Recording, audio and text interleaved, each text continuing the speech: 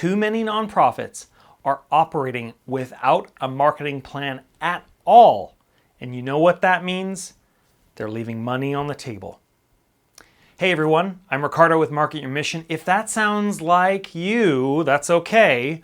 We are going to help you out today because I am sharing 5 things you must do before writing your nonprofit marketing plan. If you are gung-ho about growing your donor base, getting new volunteers, rallying folks around your cause, you probably realize that you need a plan. You need a marketing communications plan. And before you get to that, here are 5 things that you absolutely must do so that that exercise of defining your marketing plan is a success. Number 1, define your audience. One of the biggest pitfalls I see in so many nonprofits, especially the little teeny ones, the small ones, the ones that are really boots on the ground, is they equate their personal passion with their mission with a belief that everyone will share that same passion. And sadly, that's just not true. We're all so different and so varied that the chances of everyone being interested in what you're interested in are slim. And that's okay because digital marketing, the modern age of the internet, has made it much, much easier to connect with and find folks who are interested and are passionate about the same things as you. One of the pitfalls that I see folks wander into when they're defining their audience is basing that audience description solely on demographic data. That's things like age, gender, income, location, that sort of thing. But that doesn't tell the whole story of the human being. Let me give you an example. Say you are trying to increase adoption and use of electric vehicles. So you think, okay, well, electric vehicles are kind of expensive, and so, maybe my ideal audience is a Latinx woman who makes over $75,000 a year and only has 1 kid and lives in a big city. Okay. The challenge with that is that person may be interested in driving an electric vehicle, like you're trying to promote. They may also look at a car as just a tool. And so they don't really care too much about what they drive, and they're more likely to just drive, a used car or a hand-me-down. Or maybe there's someone that is more interested in how they're perceived and what their things and their car says about them and their status. And so they may want to drive a luxury vehicle that may or may not be electric-based or hybrid-based. So the challenge is when we get too stuck on the simple demographics, we kind of paint ourselves into a corner.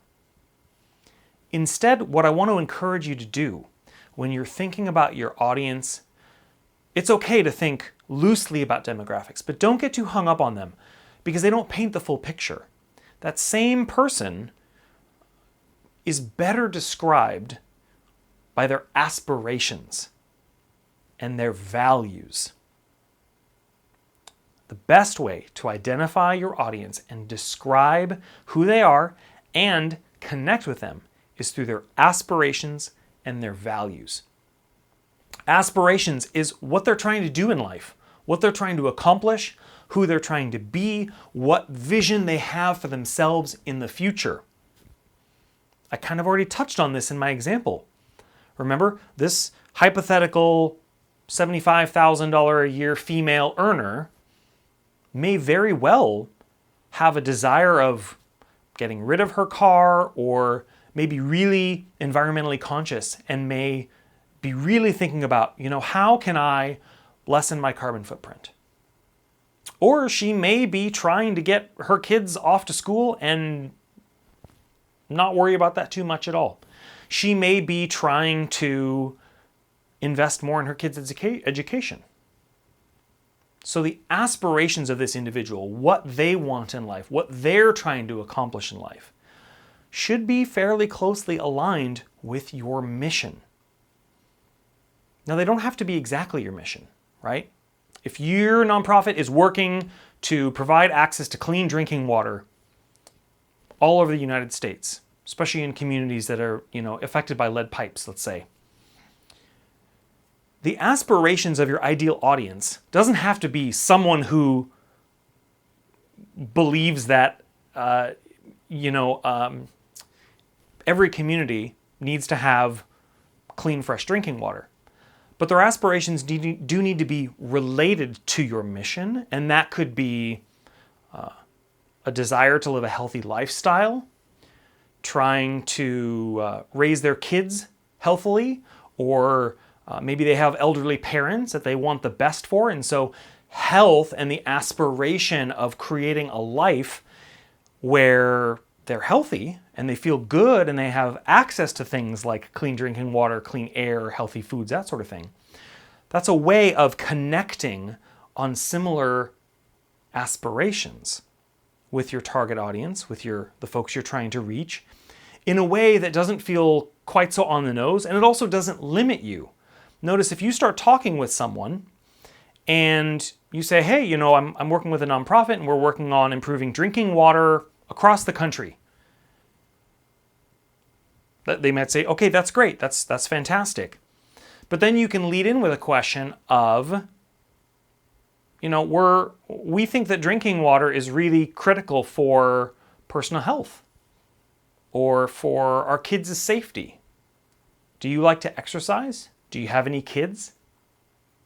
These aspirations that I'm talking about, it may seem like this kind of amorphous, abstract concept, but really it's just a fancy way of saying, what are people trying to do? What do they want out of their lives? Do they want to be able to take their kids to a beautiful lake? Maybe they have a little cabin by the lake. Or maybe they just have a favorite RV campground where grandparents like to take their kids, like mine did. Maybe there's a stream running through there. Those aspirations, if you can find them out and understand what motivates them, you can tie those into your mission of providing clean drinking water. Oh, it's so great. I love hearing about how your grandkids, you like to take them to that RV park and it has that beautiful stream and you like to go freshwater fishing. Well, you seem to care about clear water, clean water. Maybe you might be interested in helping us out. Maybe you'd like to volunteer. The second aspect of defining your audience that's really powerful, beyond aspirations, are their values. These are the things that underpin their actions. This is the bedrock of their aspirations. That same person who loves taking their grandkids to that fishing hole or to the RV campground with the beautiful stream, they may value family time. They may value the outdoors. They may value spending quality time. They may value being a role model. If you can identify what they value, then you can connect the shared values that your organization has with their personal intrinsic values. Let me give you another example. There's a lot of nonprofits working on promoting literacy in our schools. I have a big soft spot in my heart for nonprofits in the education space. And so if your nonprofit is working on literacy or access to books or libraries or reading or language, some of your values might be helping students or young folks or people be more informed and engaged citizens. Your values might be that books really had a great part of your life and your upbringing, and reading stories and sharing those and connecting with other cultures and ideas and dreams through the written word, that could be a value for you.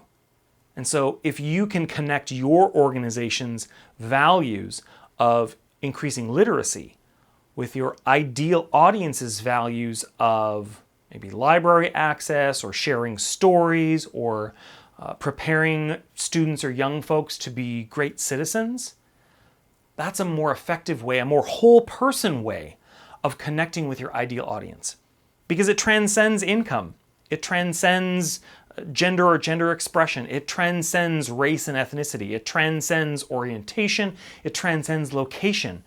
Somebody who lives in New York and really values literacy and thinks every child should have easy access to books and learning and reading and be able to communicate in the best way that they can, is also going to be likely to support your nonprofit located in Sacramento, California, that is getting library books or library time or building a library for the kids there, because you've connected on your values. But if you're stuck on, oh, that person's in New York City, they don't care about local kids here, you might be surprised. The internet is a pretty wide open place, and it's connected us so much more these days. So focus on defining your audience by their aspirations and their values. If you want to go deeper on this idea, click the link below. I want to give you the worksheet that I use with all of my clients to help them define their audience. It not only includes the important demographic data, the details like income and age range and ideal ethnicity, wherever they're at, but it also takes you the step further to help you identify their aspirations, their motivations, their values, their beliefs, and some of their media habits too. So you can really have a deeper understanding of the whole person behind the folks you're trying to reach. Number 2, before you start writing your nonprofit marketing plan, you need to identify your goals. You can't go anywhere without picking a destination, right? And you don't even need to start writing your marketing plan to start thinking about where you want to end up. I like to think of marketing goals in 3 categories: reach, engagement, and conversions. I'm going to talk about all 3 of those.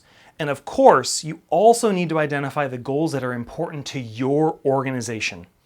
If it's serving 1,000 lunches every week or every month to the folks that you're serving, fantastic.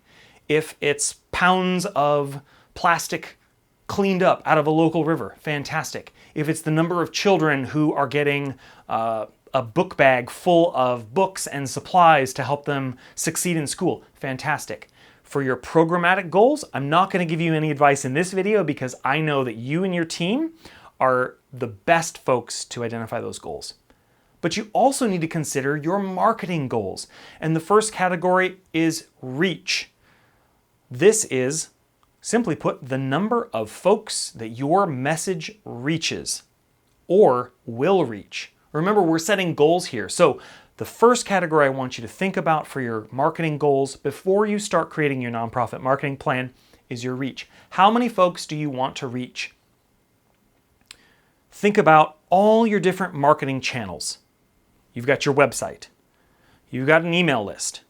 You've got an email list, right? I'll be doing a video on that very soon. You've got your social media channels. You have in-person events. You have signups. You may have a physical location. Maybe you're a pet adoption shelter and you actually have folks walking through your door. Fantastic.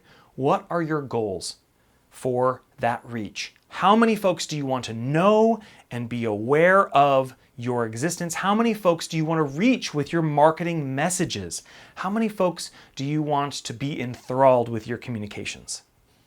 The second type of goal I want you to think about are your engagement goals. So now we've got them aware of us, we've reached them with our marketing message, but how are they engaging with that message? Are they clicking a link? Are they pressing the like button? Are they writing a comment? Are they responding to an email? What are they doing? How are they engaging with your marketing? Are they taking a flyer? That's engagement. How can you find ways of quantifying each of your major marketing channels and even your programmatic activities for engagement? Now, if you're thinking about your nonprofit programming, you might also think of not only engagement in terms of the folks that you serve, but also your entire circle of support. Remember, your circle of support are your donors, your volunteers, your stakeholders, the clients and people you serve, anybody who's connected to your mission. How are they engaged in your activities? If you're serving 1,000 lunches a week, well, maybe the principal at that school. How do you evaluate that person's engagement? They're not eating the lunch, but how do you evaluate their engagement? Or if you're fishing up, you're measuring how many pounds of plastic you're pulling out of a local river or a lake. What's the engagement? How do you set a goal for the engagement with maybe the local fish and wildlife folks? Or engagement with other groups. Maybe there's a local Rotary or Kiwanis or other civic group that you want to engage. Engagement is important because it shows that the awareness of your organization is moving into action. Speaking of action, the next type of goal I want you to think about are your conversion goals. Now, that's just fancy marketing speak for taking action, really doing the thing. Signing up for your email list is a great conversion goal. Donations, great conversion goal. How many new volunteers do you want every month? That's a fantastic conversion goal. If you're evaluating your social media, how many folks are you getting to your website, and how many of those are either signing up for your email list or downloading a freebie or a white paper or a report or an activity book? Conversions could also be actions taken by others in your circle of support. Maybe you have a favorite policymaker who's advocating for your organization's mission, and one of your conversion goals is for them to put their name on a piece of city legislation that will have a positive impact on your mission. So the 3 types of marketing goals I want you to think about are reach, engagement, and conversion. And then, of course, before you start writing your nonprofit marketing plan, you've also got to think about your programmatic goals. How many folks do you want to serve? What are the measurable outcomes that you are going to realize this year?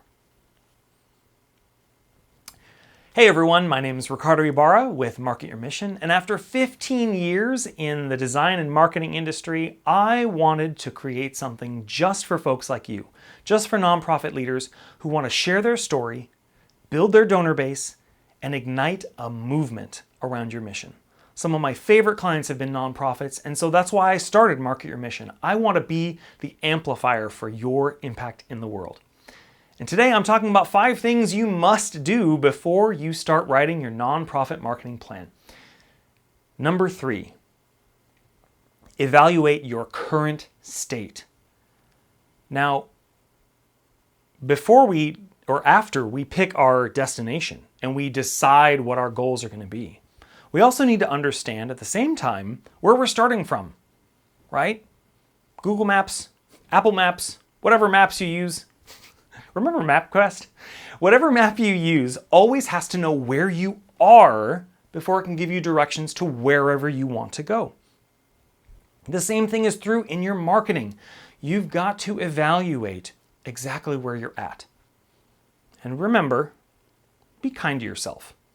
A lot of nonprofits spend the bulk of their money on programs and activities, and marketing, sadly, time and time again ends up being an afterthought. So that's okay. If you're just getting into this, or you've been doing this for years and years and years, and you realize, okay, Ricardo, I get it. I need to start a marketing plan and I need to get on track. That's fantastic. And be kind to yourself as you're evaluating your current state.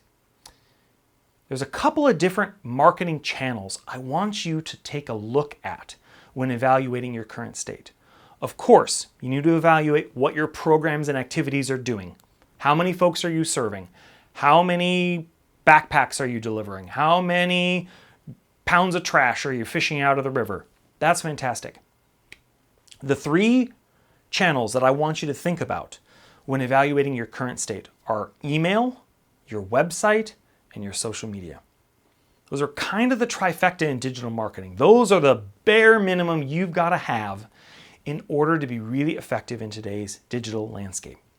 For your email list, you want to evaluate how many folks are on our list. That's simple enough, right? You also want to evaluate what percentage or how many folks open our emails. If you're using a modern email marketing provider like MailChimp or Constant Contact or any of them, they will give you these statistics. Now, if you've been paying attention to the digital marketing game, you might remember that Apple just released a feature that prevents some email marketing providers from knowing when a user opened their email. And that's okay. Don't worry about that, because the next metric that I want you to evaluate for your email will help make up for that fact. And that's your click-throughs. So not every email provider can determine how many folks clicked through your link from an Apple device, but your website analytics will tell you how many folks came from email. So even with Apple's privacy restrictions, if you manage to get someone to click your website from an email you send them, you will see that in your website analytics, and that's okay. You can attribute where that link comes from in your analytics. I'll share more on that later. But just to recap, when you're evaluating your current state, I want you to look at how big is your list, how many folks open your list, and how many folks click through to go to your website from your emails. Up next in evaluating your current state is looking at your website. Now, if you don't have Google Analytics installed on your website, get on it. It's super easy, super fast. Google has tons of step-by-step guides on how to install Google Analytics on your website, regardless of where you've built or host your website. Of course, my favorite website builder and host is Squarespace, but you can also use WordPress, you can use Wix, you can use Weebly, you can use all sorts of things. Wherever you've built your website, make sure that you have Google Analytics installed, because that will help you evaluate your current state. Here are a few of the things that I want you to look at. Number 1, website visitors. Duh, no brainer, right? That's a great metric. Look at them on a month-to-month basis. If you have a full year of analytics, use that, because there will often be seasonal variances in the number of folks who are coming to your website, and you can use that to your advantage. After website visitors, I want you to look at where they are coming from. Where are your visitors coming from? Are they coming to you from social media, from search engines? Are they clicking links from your email? Are they typing in the URL for your website? Those are called referrals, because it identifies where they came from, who referred them to your website. That's really important because it allows you to see how well your marketing and outreach is working. If you notice that, oh wow, we posted that video on Facebook last week, and then the next couple of days we got tons more website visitors, boom, that's really helpful insights. You know that maybe you want to try doing something similar to that video. Maybe you need to post at that same time of day. So when you're evaluating your current state, look at your website referrals. A couple of other things I want you to look at when you're looking at your website and evaluating your current state. Look at your most popular pieces of content. That can tell you what programs and activities are most interesting to the folks who are visiting your website. If you're producing a weekly blog or some sort of long-form content, telling stories, sharing insights, giving behind the scenes, that can also be a really great indicator of what your audience wants to see more of. And then finally, the other piece to look at is time on page. Now, if you see a really tiny number, like 90 seconds, don't worry about that. That's because most folks who visit our websites and come through social media or search engines might not find what they were looking for. They might just be browsing, and so they'll pop off your site. But take a look a little deeper and see if you can find the most popular content and which pages folks are spending the most amount of time on. That's a great way for you to introduce the folks who visit those pages to other activities you're doing. Maybe if one event page is really popular and folks spend a lot of time on there, you might put a little box on that page reminding them about a similar event that's coming up. Okay, the next area where I want you to evaluate your current state is with social media.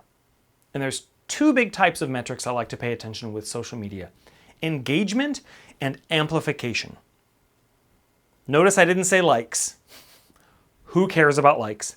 And I'm also not super interested in the number of followers you have, as long as that's slowly growing, okay?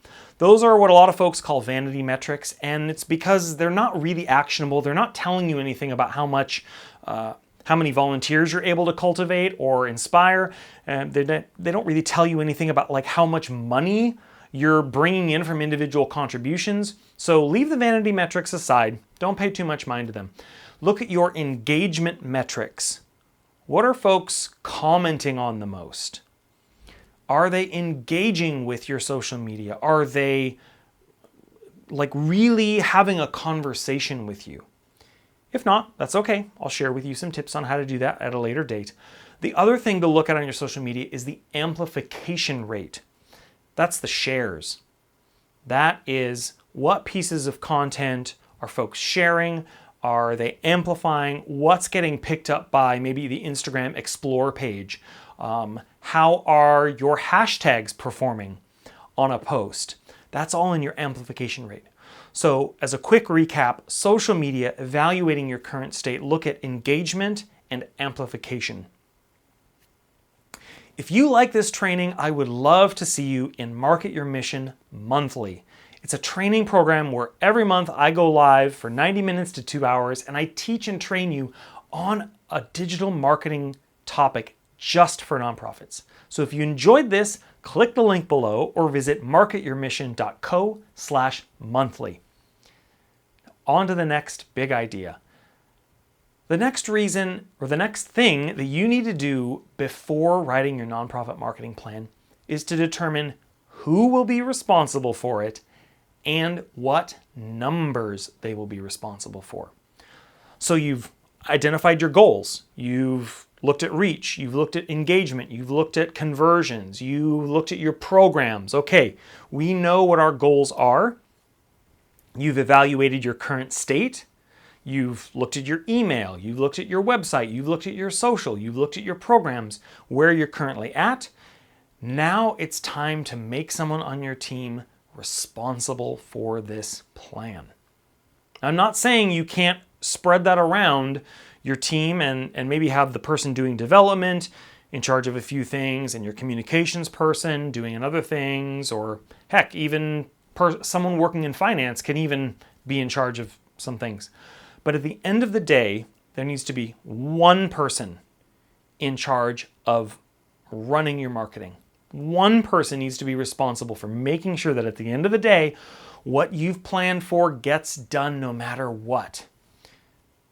And this is so critical because we're all so busy, and I want to honor you for doing all the things and wearing all the hats. Maybe you're in a teeny tiny nonprofit. Maybe you're the only person and you're thinking, Ricardo, how in the heck am I going to do this? It's okay. You can get through this. And if that person is you, fantastic. It's a level of commitment that is required and consistency to make marketing worthwhile. There is a level of consistency and commitment absolutely required in order to make your marketing effective, to ignite that movement that you want to create, to inspire new folks to donate to your cause, to energize the folks that could potentially be volunteers, and of course to share your story. So my challenge to you is, who is that one person going to be who is in charge of your marketing? They don't even have to be a marketing expert. Stay tuned to my channel. I'm going to be posting so much gold for you to help you learn all about marketing and communications. And of course, you can join my monthly program at marketyourmission.co/monthly. The next part of this is not only determining who is responsible for your marketing plan, but what numbers they are responsible for. And the numbers that everyone is responsible for. This is a really powerful business tactic. Give everyone at least one number that they are responsible for. Okay, Maria, you are responsible for growing our number of email subscribers. Fantastic. Now Maria knows I've got my goals. I know where I'm at. We're at 100 of them, and our goal is to get to 200 of them by the end of this quarter. Fantastic. Now Maria knows exactly what she's got to do. Derek, okay, you are in charge of making sure that our blogs get a 20% increase in traffic over the next year. Great, now Derek knows exactly what you expect of him, and whoever is in charge of your marketing plan, they can go to Derek and say, hey Derek, how are our numbers looking? What's our increase? It's been 3 months. How's it going? Derek says, oh, it's increased 5%. Okay, well, 20% divided by 4. We've got 4 quarters in this year. Okay, we're fairly on track. Let's see what else we can do. You see how much clarity this brings? This really makes your entire team a well-oiled marketing machine because they have clear instructions and they know who is responsible for that plan at the end of the day. The final thing, number 5, that you must do before writing your nonprofit marketing plan: set a realistic timeline for your marketing. I know if you've never done this before, or maybe things have changed in your organization, you might not know truly how long good marketing can take, and that's okay. You can make incremental progress every week, every month, and certainly every quarter. But what's really important is to also evaluate all the other things that your organization is doing. If you have a busy schedule of programs and activities, if you have some big grants that you're writing for, if you're just totally swamped and you're one person wearing all the hats, I applaud you, and I'll also encourage you, set a realistic timeline. Give yourself a little bit more time than you think you need. We're really good at being very idealistic when setting our time, and there's nothing wrong with giving yourself a little bit of grace and a little bit of extra room to accomplish these big goals. Because if you're like me, I think I know you, that you're the type of person who's got the big dreams and the big heart and wants to make a big impact. And you've got to protect yourself. So before you start writing your nonprofit marketing plan, take a look at what's coming down the pipe, what's on the calendar, and set realistic timelines for when you're actually going to get the work done. If it takes you an hour to write a blog post, great. Is that going to be every Monday morning? Awesome. What's going to stand in the way now? If it takes you half an hour to schedule social media posts for the week or for the next day or whatever it is, make sure you put that in your calendar and make sure that you're giving yourself a little bit of buffer time too. I hope this has been helpful for you. Thank you so much for tuning in. Remember, every day is a great day to shine, so go out and serve with heart, integrity, nerve, and excellence. I'll see you in the next video.